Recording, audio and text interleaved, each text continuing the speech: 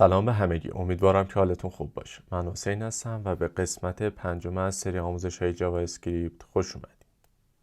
همینطور که جلسه قبل گفتم، امروز قراره با هم آموزش توابع رو داشته باشیم. توابع یکی از مهمترین مفاهیم توی برنامه نویسی است و نه حالا مختص به جاوا اسکریپت. تقریبا میشه گفت در همه زبان‌ها ما تعریف توابع رو داریم و مفهوم کلی اون به یک شکل است. ماهیت به وجود آمدن توابع به این خاطره که ما از تکرار بی‌رویه یک قطعه کد یکسان یا یک قطعه کد مشخص اجتناب بکنیم. برای اینکه این مفهوم رو بهتر متوجه بشید، فرض کنید میخوایم ببینیم یک عددی به نام x که از کاربر میگیریم ببینیم زوج هست یا فرد. مثلا ما مقدار 70 در اون قرار میدیم. اگر باقی ماندهش بر 2 برابر 0 بود بگو زوجه، در غیر این صورت بگو فرد. برای 7 خب طبیعتاً میگه فرد. اما فرض کنید حالا یک ورودی دیگه داریم، مثلا یک ورودی دیگه میگیریم به نام y. دقیقاً میخوایم همین عملیات را انجام بدیم و ببینیم عدد 8 به عبارتی زوج هست یا فرد. خب باید بیایم دوباره همین کار را انجام بدیم و همینطور باید این عملیات رو به ازای هر ورودی یا هر کار خاصی که میخوایم انجام بدیم باید تکرار بکنیم. خب راه حل چیه؟ اینجا هست که توابع به کمک ما میاد. توابع به ازای یک ورودی مشخص یک فرایند خاصی رو انجام میدن و حالا اون نتیجه را بر حسبی که شما نیاز دارین در اختیارتون قرار میده. همین مثال رو توجه کنید. x و y را اینجا می نویسیم. y برابر با 8 و یک تابع تعریف میکنیم با کلید واژه فانکشن و جلوی اون اسم تابع را می نویسید. اون قوانینی که برای تعریف متغیرها داریم توی نامگذاری برای تعریف توابع هم داریم. یک پرانتز باز و بسته، یک بلاک کد باز میکنیم. درون این پرانتز باز و بسته ما میتونیم ورودی های اون تابعمون رو بنویسیم. مثلا ما میخوام یک ورودی بگیریم به نام نامبر. شما هر اسم اینجا میتونید بزنید، صرفاً آرگومان ها یا به عبارتی پارامترهای ورودی تابع شما هستند. مثلا اینجا نامبر میتونید بگذارید و یک کاما میگذارید و هر تعداد پارامتر ورودی میتونید تعریف بکنید، مثلا x, y, z بر حسب نیازی که میخواین درون اون تابع انجام بدید. ما این تابعی که میخوایم بنویسیم صرفاً میخوایم ببینیم عدد فرد هست یا زوج. من خب اون قطعه کد رو از قبل کپی کردم و میایم اینجا مینویسیم نامبر مود 2 برابر 0 بود. اینجا حالا با شورتکات کامندی و توی ویندوز کنترل دی دستتون رو بگیرید، اون عبارت و عبارت بعدیش که یکسان هست رو براتون مارک میکنه و وقتی تغییر بگذارید توی وی اس کد براتون اون تغییر را اعمال میکنه. و حالا میخوایم ازش استفاده کنیم. کافیه بنویسیم is even پرانتز باز و بسته رو میگذاریم و مثلا یک بار برای x، همینطور که میبینید برای ما اینجا داره نمایش میده، میگه 7 فرده و یک بار هم برای y. حالا شما هر تعداد بار هر جا که میخواین استفاده کنید میتونید این تابع را فراخوانی بکنید. خیلی مواقع هست شما میگید من نمیخوام برام نمایش بده، حاصل رو به من برگردون. یعنی چی؟ یعنی اگر عدد فرده، اگر عدد زوجه به من برگردون درسته، اگر عدد فرده برگردون غلطه. خب چیکار میکنیم؟ اینجا ما حالا این دو خط کد رو پاک میکنیم و می نویسیم اینجا اگر زوج بود برگردون true، اگر فرد بود برگردون false. حالا زمانی که ذخیره کنیم ما انتظار داریم یک عبارت false و true را در خروجی ببینیم، یعنی به ازای عدد 7 برای ما false برگردونه و به ازای عدد 8 برای ما true. و حالا این را البته میتونید به یک سبک راحت تر هم بنویسید. کافی است اینجا بنویسید return مود 2 برابر true برگردون، در غیر این صورت false. به این سبک هم میتونید بنویسید حالا به شکل شرط های تک خطی. شما با استفاده از مثلا میتونید اینجا یک ریزالت تعریف بکنید و این عبارت را اینجا قرار بدید و حالا ریزالت را برگردونید. این متغیر ریزالتی که تعریف کردید صرفاً درون این تابع بهش دسترسی دارید. یعنی چی؟ یعنی اگر اینجا شما بنویسید console.log result میگه تعریف نشده است و شما نمیتونید از اون استفاده کنید، میگه ریزالت تعریف نشده است. اگر میخواین خارج از بدنه فانکشن به یک متغیری دسترسی داشته باشید، نتیجه را ذخیره بکنید، حالا بسته به اون سناریوی اون کاری که انجام میدید، کافی است اینجا let result رو بیرون از فانکشن تعریف بکنید به عنوان یک متغیر خارجی و بیاید چیکار کنید و حالا بگید برای من کار انجام بده. ریزالتی که چاپ میکنید برای شما داره undefined یا تعریف نشده نمایش میده. علت این هست که ما اصلا این تابع رو فراخوانی نکردیم و صرفا این تعریف شده است، انگار این تیکه کد وجود نداره چون ما اصلا اون را فراخوانی نکردیم. برای اینکه ریزالت مقدار بگیره کافی است اینجا بنویسید is even مثلا x و توی خروجی عبارت false را خواهیم داشت. در واقع وقتی اون را فراخوانی میکنیم و عدد x که محتوای اون 7 هست را میدیم، اینجا حاصل این که 7 فرد هست یا زوج رو ذخیره میکنه و همچنین برش میگردونه و زمانی که ریزالت مقدار دهی شد اینجا نمایشش میدیم. مثلا اگر ما قبل و بعد تقسیم کنیم، قبل از اینکه مقدار بگیره undefined برمیگردونه و بعد از اون عبارت false که مقدار دهی شده را برای ما برمیگردونه. شما وقتی یک متغیر را به صورت خارجی برای یک فانکشن در نظر میگیرید، هم میتونید بهش دسترسی داشته باشید و هم همینطور که میبینید میتونید اونجا مقدارش را تغییر بدید. خب ما حلقه ها را با هم یاد گرفتیم.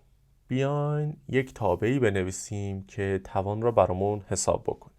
تابع توان را ما توی جاوا اسکریپت گفتیم میتونیم با استفاده از maf.pow یا به صورت 2 تا ستاره استفاده بکنیم، مثلا بگیم 2 به توان 3. اما ما میخوایم این بار خودمون بنویسیم تابع توان را. چیکار میکنیم؟ بنویسیم فانکشن pow یک ورودی x و یک ورودی y نیاز داریم و یک بلاک کد باز میکنیم. میدونیم توی توان x y بار در خودش ضرب میشه. کاری که میکنیم مینویسیم let result و مقدار اولیه اون را برابر 1 قرار میدیم. 1 توی ضرب تأثیر خاصی نداره و مقدار اولیه اون را برابر 1 قرار میدیم و مینویسیم for let از 0 شروع کن تا زمانی که کوچیکتر از y هست، یکی به شمارندمون اضافه کن و هر بار مقدار ریزالت را ضرب در مساویه با ورودی x بکن، عددی که میخوایم پایه توانمون هست و در نهایت ریزالت را برای ما برگردون. و حالا چیکار میکنیم؟ میگیم مثلا console.log 2 به توان 3 را برای ما نمایش بده و انتظار داریم عدد 8 را در خروجی ببینیم. و یا مثلا بگیم console.log 4 به توان 2 را حساب بکن و عدد 16 را در خروجی ببینیم. و الان تابع توان را برای خودمون پیاده سازی کردیم. در این مثال ما 2 ورودی نیاز داشتیم به نام حالا x و y ما گذاشتیم که الان ما مطمئن بودیم هر دو از جنس نامبر هستن و یک مقداری را بهشون پاس دادیم که برامون حساب بکن. ما یک مفهومی داریم به نام مقدار پیش‌فرض توی توابع. مثلا شما آرگومان y را در نظر بگیرید، فرض کنید بگین اگر ورودی نداشت پیش‌فرض برای من اون عدد به توان 2 را حساب بکن. یعنی اگر ورودی دادی که خب چه بهتر، اگر ندادی من پیش‌فرض میام برای تو به توان 2 میرسونمش و ذخیره میکنیم و میبینید 4 به توان 2 رو حساب داره برای ما میکنه. یا مثلا الان 6 بذاریم برای ما 36 رو برمیگردیم. اما یک نکته رو در نظر بگیرید.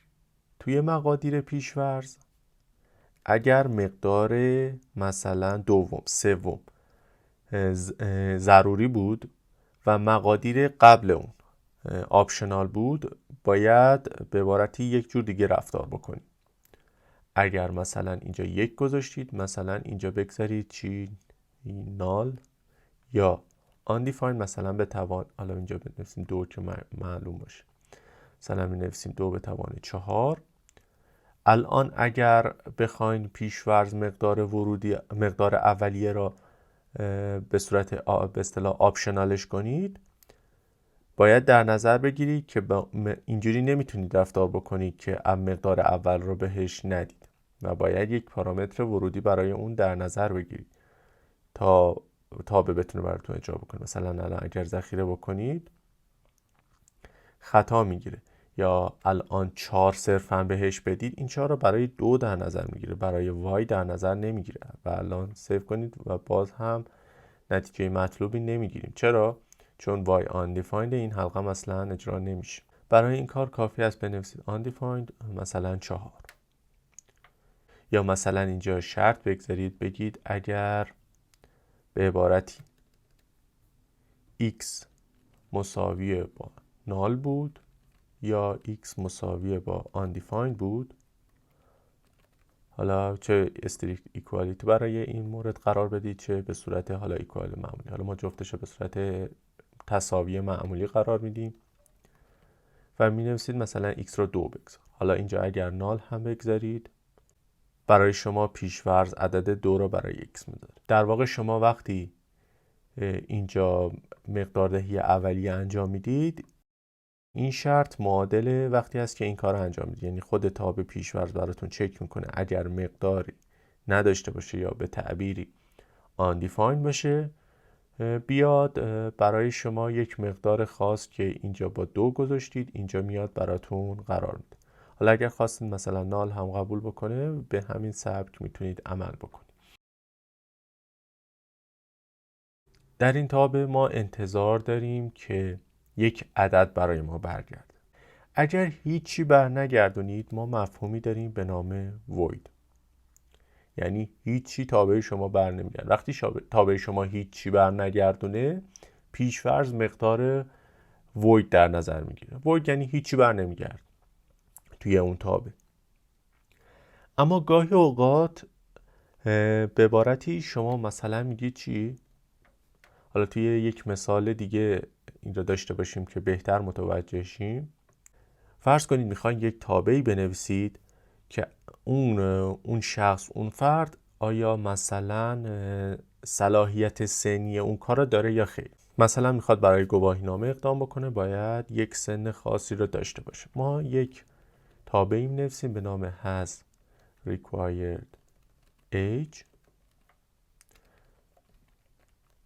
و ایج کاربر رو به عنوان ورودی میگیریم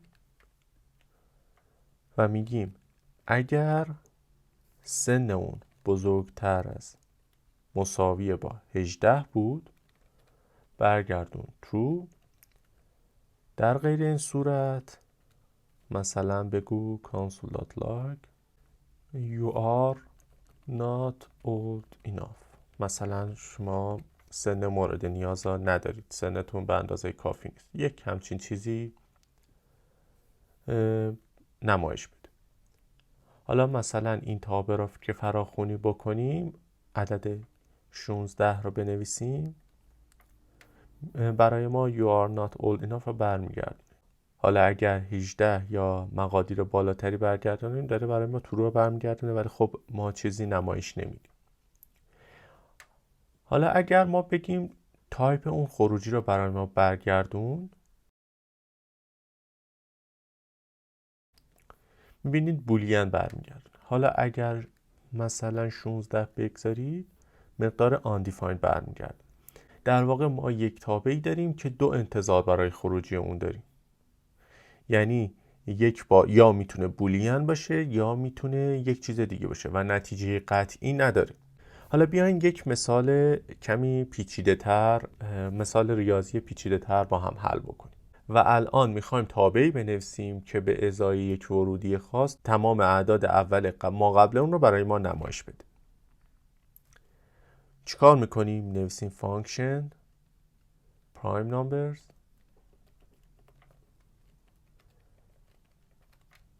و اما برای حل مسئله با خودمون بگیم چه شکلی باید یک مسئله را حل بکنیم. مثلا توی اینجا یک مسئله ریاضی داریم.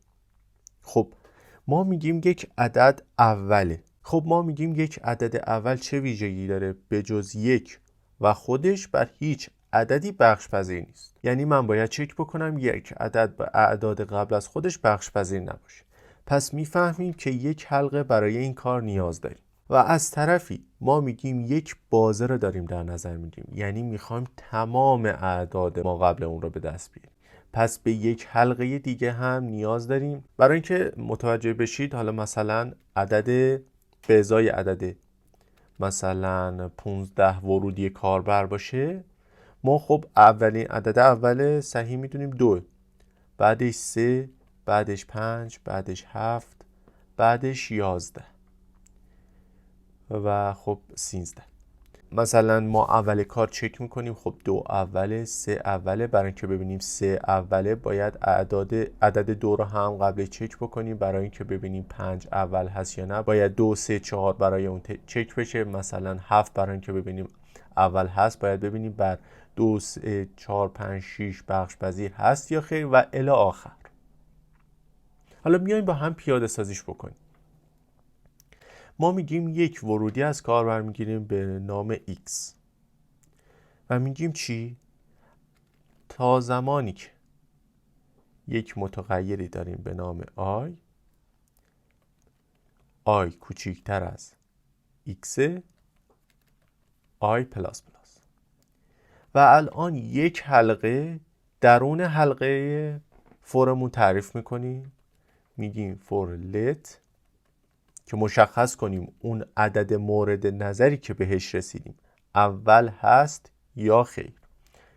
J مساوی با 2. چرا 2 میگذاریم؟ چون میدونیم اولین عدد اولی که ما باهاش سر و کار داریم عدد 2 است و البته باید اینجا هم 2 بگذاریم چون اولین عدد اول از 2 شروع میشه. و تا مقدار I، توجه کنید ما میگیم تا مقدار I باید جلو بریم. یعنی اگر من 5 اینجا نوشتم تا اعداد ما قبلی که هستیم رو باید چک بکنیم. مثلا اگر شما ورودی 5 رو دادید و داری عدد 3 رو چک میکنی، لازم نیست هر بار تا 5 برید، کافی است توی اینجا تا خود 3 جلو برید. پس چی شد؟ تا خود I و این بار به I یکی اضافه میکنید. و حالا میگیم if I مود J برابر 0 بود، ما اینجا به یک چیزی که حالا تحت عنوان فلگ هم توی برنامه نویسی شاید یاد بدن، ولی حالا ما ساده میگیم یک متغیری نیاز داریم که مشخص کنیم اون عددی که داریم اینجا چک میکنیم اول هست یا نه. و می نویسیم اینجا یک متغیری به نام is prime و می نویسیم true و با این فرض جلو میریم که عدد اول هست و میگیم is prime برابر false. یعنی اگر اینجا بخش پذیر بود، مثلا عدد 4 بر 2 بخش پذیره، باقی ماندهش 0 میشه، اون عدد اول نیست. و پایین تر میایم میگیم اگر is prime برابر true بود، یا میتونید همینجوری هم بنویسید is prime چک میکنه که اون مقدار درست هست یا خیر. به دو سبک میتونید بنویسید. true بود برای ما اون آی را نمایش بده.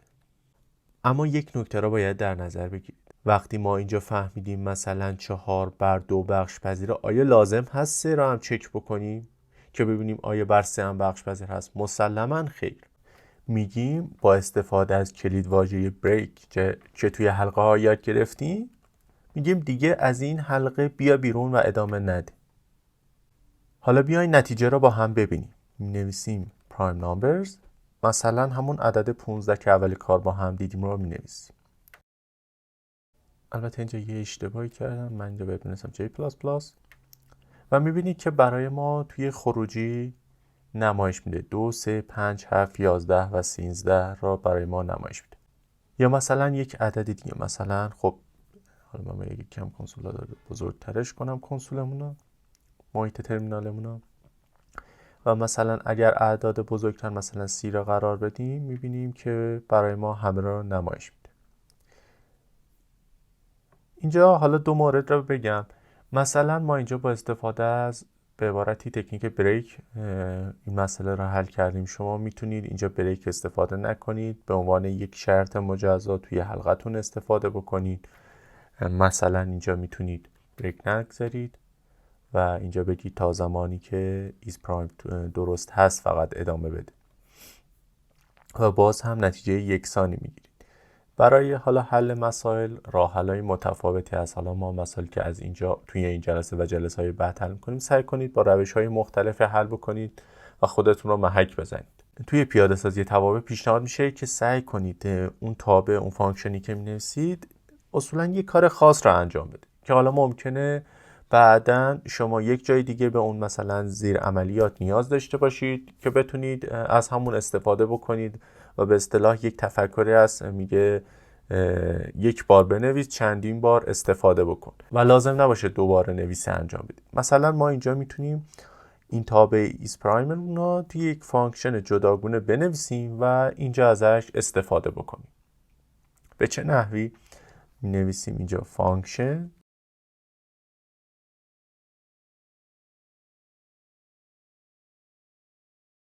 و همینطور که میبینید باز هم داره برای ما نتایج برمیگردونه 2 3 5 7. حالا بذارید یک عدد کوچیک‌تر امتحان کنیم، حالا 10 و میبینید که 2 3 5 7 داره برای ما برمیگردونه. در واقع ما دو تا فانکشن مجزا داریم که حالا یکیش برای ما عدد اول رو محاسبه میکنه و یکیش هم برای ما رشته اعداد اولی که تا اون عدد مورد نظر هست رو برمیگردونه. تا الان تابع هایی که ما یک گرفتیم تعریف کنیم بهش میگن فانکشن دکلریشن، یعنی نوع اعلان تابع. یعنی ما با استفاده از این سبکی که تعریف میکنیم یک فانکشنی را تعریف کردیم و یک محتوایی برای اون در نظر گرفتیم. ما میتونیم با استفاده از همین فانکشن یک نوع فانکشن دیگه تعریف کنیم. یک سری تفاوت داره که حالا با هم در ادامه هم یاد میگیریم. کافی است بنویسیم اینجا به چه سبک. مثلا بنویسیم اینجا let pow برابر هست با فانکشن و اون فانکشن را تعریف بکنیم. حالا نمیخوایم دوباره تعریفش بکنیم، صرفا اینجا بنویسیم console.log های. میخوایم یک چیز دیگه را اصلا یاد بگیریم. خب و حالا میتونید این پایین فراخونیش بکنید مثل مثال قبل. به این نوع تعریف تابع به عبارتی میگن فانکشن اکسپرشن و یک جورایی آنونیموس فانکشن ها را میگن. چرا؟ چون شما یک تابعی تعریف کردید و هیچ نامی برای اون قرار نمیدید. از اصلی ترین تفاوت هایی که بخوایم برای این نوع تعریف تابع بگیم مفهوم هوستینگ هست. مثلا در نظر بگیرید ما اینجا میگیم پاو را برای ما فراخوانی بکن. اگر شما به صورت معمول به این صورت تعریف کرده بودید، مثلا اینجا در نظر بگیرید فانکشن پاو، من اینجا یک console.log می نویسم، پایین کپی میکنم و این پایین اینجا را کامنت. هیچ خطایی دریافت نخواهید کرد و برای شما console.log هایی را نمایش میده.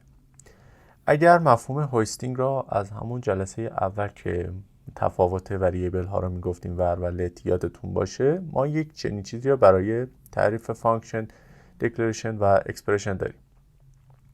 حالا ما این را کامنت میکنیم و زمانی که میگیم برای ما لاگ بگیر میبینید که خطا میده و میگه پا قبل از اینکه تعریف شده پایین بهش دسترسی داشته باشید و استفاده بکنید. و مثلا مواقعی که میخواید به صورت به عبارتی کاندیشنال یا شرط محور مقدار یک تابع رو مشخص کنید، مثلا توی یک مورد ما میگیم let say message، اگر یک متغیری تعریف میکنیم به نام x و مقدار اون رو برابر false قرار میدیم و میگیم مثلا اگر x برابر true بود یک فانکشنی تعریف کنیم به نام فانکشن console.log های. در غیر این صورت فانکشن به عبارتی کنسولات لاگ گودبای، یک همچین چیزی. و همینطور که میبینید میتونید به این سبک محتوای اون را به صورت شرط محور قرار بدید. حالا مثلا اگر سی مسیج رو اجرا بکنی گودبای رو برای ما نمایش میده، چون مقدار اولیه فالس. حالا اگر ترو بگذارید مقدار های رو برمیگرده و در این زمینه هم میتونه براتون مفید باشه. توی فراخوانی تابع ها همینطور که میبینید مثلا ما یک تابعی رو تعریف میکنیم و بعد به این نحو استفاده میکنیم. من این را حذف میکنم، حالا به این سبک مینویسم. یک چیزی داریم به نام، حالا مرسومه به نام IIFE، یعنی Immediately Invoked Function Expression، یعنی یه تابعی را بلافاصله بعد از تعریف فراخوانی کردن. ما میتونیم تابعی که داریم رو به این نحو هم فراخوانی کنیم. وقتی داریم به سبک یک اکسپرشن تعریف میکنیم میتونیم یک پرانتز باز و بسته بگذاریم، همچنین یک پرانتز اینجا میبندیم. درون این پرانتز اولیه ما به این سبک می نویسیم فانکشن، پرانتز بلاک کد باز میکنیم، حالا هر فانکشن هر چی هست و حالا ذخیره میکنیم و میبینید های را داره برای ما نمایش میده. یا مثلا اگر یک ورودی داشت میتونید به این سبک انجام بدید. مثلا اینجا بنویسید x های x را های مقدار ورودی که بهش دادید و حالا اینجا هست را براتون نمایش میده. به سبک فانکشن دکلریشن هم میتونید این کار انجام بدید با یک تفاوت. مثلا همین رو در نظر بگیرید، ما اینجا بنویسیم say hi و حالا اینجا رو نیازش نداریم و میتونیم اینا حذفش میکنیم نمایش بدیم. ولی یه نکته داره، شما وقتی به این سبک بلافاصله بعد از تعریف فراخوانی میکنید دیگه بیرون از اینجا بهش دسترسی ندارید. اگر اینجا سی های رو بنویسید میبینید که براتون نوشته سی های تعریف نشده است. مورد بعدی ارو فانکشن ها هستن که میخوایم با هم یاد بگیریم که با استفاده از اونها میتونیم یک تابع را تعریف بکنیم. ما با هم یاد گرفتیم میتونیم یک تابع را مثلا به این سبک فانکشن اکسپرشن تعریف بکنیم. در نسخه 2015 اکما اسکریپت که به عبارت ES6 نحوه جدید تعریف تابع همونطور که گفتیم ارو فانکشن معرفی شد. شما همین تابع سام رو در نظر بگیرید، ما بنویسیم let sum1 که حالا اشتباه نشه، یک پرانتز باز و بسته میگذارید و یک مساوی یک علامت بزرگتر قرار میدید و تابعتون را تعریف میکنید و x و y x به علاوه y در واقع شکل کوتاه‌تری از تعریف تابع هست. به طور کلی شما میتونید در اکثر موارد به جایی که از فانکشن استفاده کنید به صورت ارو فانکشن استفاده کنید، ولی یک سری تفاوت‌های خاص با هم دارن. چند مورد اونها چون مربوط به آبجکت ها است و حالا آبجکت ها را توی جلسه بعد یاد میگذارم که بعد از آبجکت ها اونها رو توضیح بدم. ولی دو تا تفاوت کلی همینطور که میبینید ما توی تعریف تابع به صورت ارو فانکشن نیازی نیست حتما از ریترن استفاده کنیم وقتی که به یک چنین عملیاتی داریم.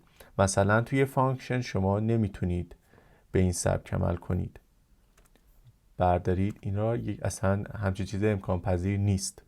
یا اینکه مثلا بلاک کد نگذارید برای یک عملیاتی که میخواین انجام بدید. ولی توی ارو فانکشن همینطور که میبینید هم به این سبک میتونید بنویسید هم به این سبک، هیچ تفاوتی نمیکنه و خب یک جورایی سریع‌تره برای مواقعی که میخواید یک چنین عملیاتی انجام بدید، میتونید به این صورت تعریفش بکنید. همچنین زمانی که شما صرفاً یک ورودی دارید، مثلا اینجا میخواید بنویسید کنسولات لاگ x، لازم نیست حتما پرانتز را دورش بگذارید، ولی خب اگر آرگومان های بیشتری شد باید پرانتز را بگذارید یا اگر آرگومانی نباشه. ولی به طور پیش‌فرض اگر یک ورودی دارید کافی است همون ورودی را براش بنویسید دیگه پرانتز هم نمیخواد و میتونید تابع رو تعریف بکنید.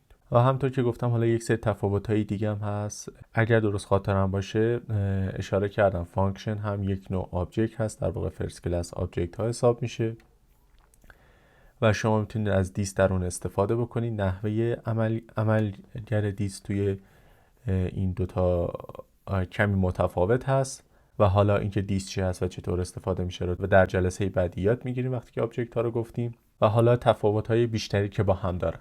کلیت فانکشن هایی که میخواستیم یاد بگیریم همین هستن، ولی من چون جلسه قبل گفتم یک نکته در مورد ور و لت هست که توی فانکشن ها توضیح میدم. فرض کنید حالا یک فانکشنی داریم به نام show message. کار خاصی نمیخوایم بکنیم، فقط میخوایم اون مفهوم رو درک بکنیم. میگیم مثلا اگر if true بود یک متغیر اینجا تعریف کن با ور مثلا message hello و یک متغیر هم به همین سبک با مسیج تعریف کن. مسیج حالا وان نویسیم، نام hello، حالا یک اینجا let می نویسیم اینجا بر. بیرون از اینجا میگیم برای ما نمایشش بده. مسیج همچنین مسیج وان.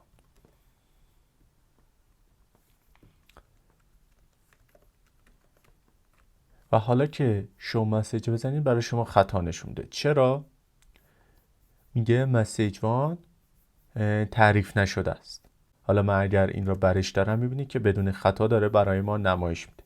یعنی در واقع شما وقتی متغیری اینجا با لت تعریف میکنید صرفا تو همین بلاک کد، تو همین اسکوپ کدی که تعریف کردید قابل استفاده است، ولی ور به صورت گلوبال.